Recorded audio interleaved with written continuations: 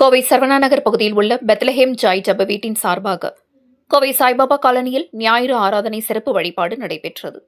இதில் நடனமாடி உற்சாகப்படுத்திய குழந்தைகள். கோவை கவுண்டமாலயம் அடுத்த சரவணா நகர் பகுதியில் பெத்லஹேம் ஜாய் எனும் ஜப வீடு அமைந்துள்ளது. இந்த ஜப வீட்டின் சார்பாக கோவை சாய்பாபா காலனியில் உள்ள தனியார் அரங்கில் ஞாயிறு ஆராதனை நிகழ்ச்சி நடைபெற்றது. இந்த நிகழ்ச்சியில் பெத்லஹேம் ஜாய் ஜப வீட்டின் போதகர் ஜான் பீட்டர் கலந்து கொண்டு பைபிள் வாசனங்களை வாசித்தும் பாடல்கள் பாடியும் சிறப்பு ஆராதனை வழிபாட்டினை நடத்தினார்.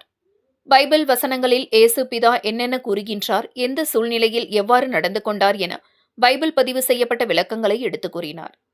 தொடர்ந்து ஞாயிறு ஆராதனையை தொடர்ந்து பெத்லஹேம் ஜாய் ஜப வீட்டின் சார்பாக பெண்கள், குழந்தைகள் என பலரும் நடன நிகழ்ச்சியை மேற்கொண்டனர். பைபிள் வசனங்களை பாடல்களாக பாடி நடனமாடியது உற்சாகம் அடைந்தனர். இந்த தேவாலயத்தின் சார்பாக கடந்த 4 நாட்களாக நடைபெற்ற விடுமுறை கால வேதாகம பயிற்சி வகுப்புகளில் கலந்து கொண்ட குழந்தைகளுக்கு பரிசுகள் வழங்கப்பட்டது.